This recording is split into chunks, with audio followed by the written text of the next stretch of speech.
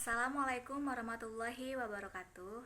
Kami dari kelompok 5 akan membahas tentang korelasi antara struktur obat dengan reaktivitasnya dari pemenuhan tugas mata kuliah stabilitas obat. Hubungan struktur aktivitas obat merupakan hubungan struktur molekul obat dengan reseptor melalui sifat kimia fisika hingga menimbulkan respon biologis. Mempelajari hubungan struktur obat dengan aktivitasnya berguna untuk menentukan kestabilan dari suatu obat. Berdasarkan struktur kespesifikan, obat terbagi menjadi dua. Yang pertama, obat berstruktur spesifik, di mana aktivitas biologis dihasilkan dari struktur kimia obat yang beradaptasi dengan struktur reseptor, membentuk suatu kompleks. Sedikit modifikasi menyebabkan perubahan aktivitas biologis yang signifikan, contohnya obat-obatan diuretik. Yang kedua, obat berstruktur non-spesifik. Aktivitas obat tidak dipengaruhi struktur obat secara spesifik, namun dipengaruhi oleh sifat fisika dan kimia molekul obat, seperti derajat ionisasi, kelarutan, aktivitas permukaan, dan termodinamika. Contohnya merupakan obat-obatan anestesi sistemik. Selanjutnya yaitu teori sisi reseptor. Yang pertama, struktur kimia obat dengan aktivitas biologi. Struktur kimia obat dapat dilihat dari gambaran sterik atau struktur isometri. Yang pertama yaitu isomer geometrik tentang bentuk isomer cis dan trans, isomer konformasi tentang bentuk ekuatorial dan bentuk aksial, diastereoisomer tentang kedudukan gugus-gugus substitusi, dan isomer optik yang mempunyai atom C asimetrik. Bentuk-bentuk isomer tersebutlah yang dapat mempengaruhi aktivitas biologis obat. Yang kedua yaitu gugus fungsi dengan aktivitas biologi. Jarak antara gugus-gugus fungsional molekul dapat berpengaruh terhadap aktivitas biologi obat. Hal ini dapat diperkirakan dari jarak identitas atau jarak antara ikatan-ikatan peptid struktur protein yang memanjang obat. Contohnya, turunan sulfonamida mempunyai jarak antar atom yang serupa dengan asam para-aminobenzoat dan dapat berfungsi sebagai metabolit. Selanjutnya, faktor-faktor hubungan struktur dan aktivitas obat. Ada faktor pendukung dan ada faktor yang kurang mendukung.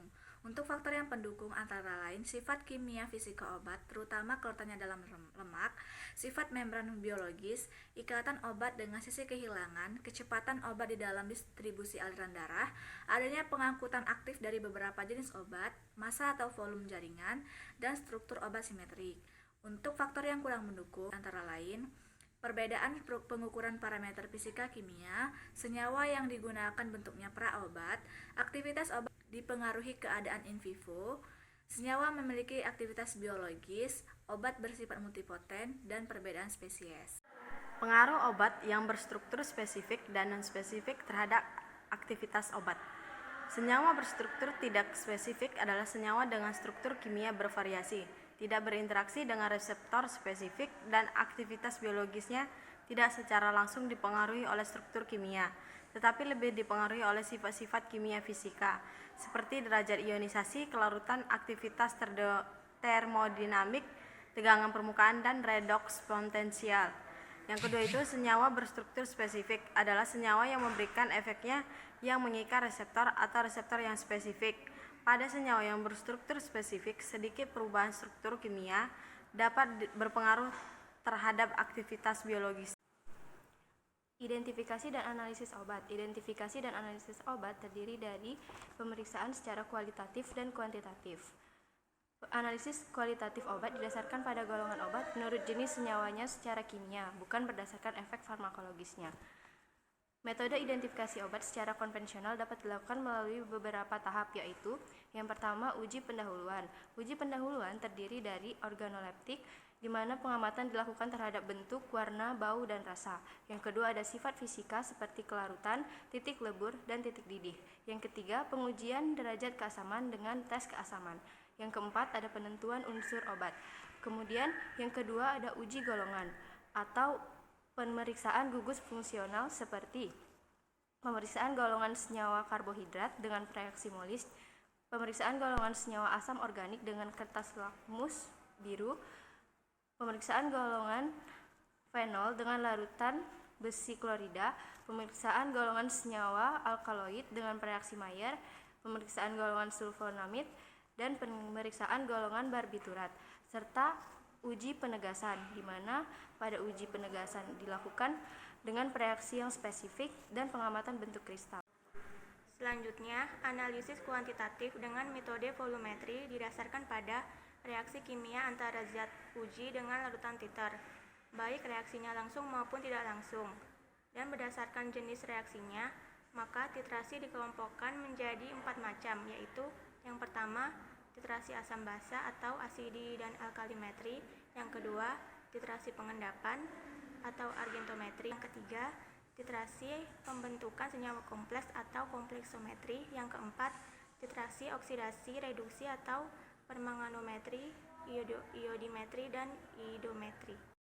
Hubungan struktur dengan aktivitas obat yang diambil yaitu 4 contoh, yaitu hubungan struktur dengan aktivitas obat antibiotik, analgetik, diuretik, dan kardiovaskuler. Hubungan struktur dengan aktivitas obat antibiotik yang diambil yaitu contohnya penisilin, di mana penisilin ini tahan asam karena terdapat gugus penarik elektron seperti gugus Fenixi. Selanjutnya dia tuh bersifat spektrum luas karena terdapat gugus hidrofil seperti NH2. Analgetik yaitu contohnya anilin dan para aminofenol. Contoh yaitu anilin ini berefek antipiretik yang tinggi dan toksisitas yang cukup tinggi itu karena menimbulkan hematoglobin. Dan para aminofenol ini memiliki toksisitas yang rendah karena adanya asetilasi dari gugus amino. Selanjutnya, hubungan struktur dengan aktivitas obat diuretik bisa dilihat pada gambar, yaitu contohnya tiazid, di mana adanya ikatan C3 dan C4 yang jenuh. Reduksi ikatan rangkap pada C3 dan C4 ini dapat meningkatkan aktivitas diuretik 10 kali. Selanjutnya, hubungan struktur dengan aktivitas obat. Kardiovaskuler, contoh obatnya yaitu obat aritmia. Pertama, obat yang berstruktur kas, kemudian ada obat yang berstruktur tidak kas. Nah, obat yang berstruktur kas, obat yang bekerja dengan membentuk kompleks dengan reseptor, contohnya beta blocker. Kemudian obat yang berstruktur tidak kas, obat yang bekerja dengan cara berkumpul pada daerah tertentu, membran sel miokardial, menyebabkan peningkatan tekanan dalam membran dan menghambat fungsi biologis. Komponen membran normal, contoh quinidin dan prokainamid. Contohnya ada di bawah, yaitu ada struktur dari beta blocker dan struktur dari quinidin dan prokainamid. Selanjutnya akan membahas hubungan struktur dan aktivitas antioksidan beberapa senyawa resveratrol dan turunannya. Tanaman yang digunakan dalam penelitian ini merupakan tanaman Dipterocarpaceae yang mengandung senyawa oligoresveratrol yang merupakan senyawa polifenol yang bersifat antioksidan.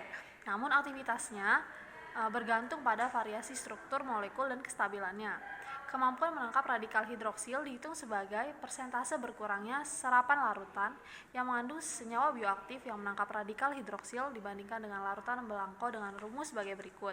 Maka didapatkan dari perhitungan rumus ujinya viniferin 1,488, balanakarpol 3,83, heimiol A 15,44, Vatikanol G 2,01, viniferin 2,032, Vatikanol B 4,71, hopeafenol 1,395, vitamin C 0,47, dan BHT 6,03. Dari data tersebut didapat bahwa viniferin dan hopeafenol menunjukkan harga IC50 yang paling rendah. IC50 sendiri merupakan bilangan yang menunjukkan konsentrasi ekstrak yang mampu menghambat proses oksidasi sebanyak 50%. Maka semakin rendah kadar IC50 dapat disimpulkan aktivitas antioksidannya lebih tinggi. Hal ini dipengaruhi oleh ikatan rangkap yang terdapat pada senyawa turunan resveratrol dan juga faktor penentu aktivitas oleh penangkap radikal hidroksil dan tingkat kesimetrisan struktur yang terdapat pada senyawa resveratrol. Sekian dari presentasi kami ucapkan terima kasih. Wassalamualaikum warahmatullahi wabarakatuh.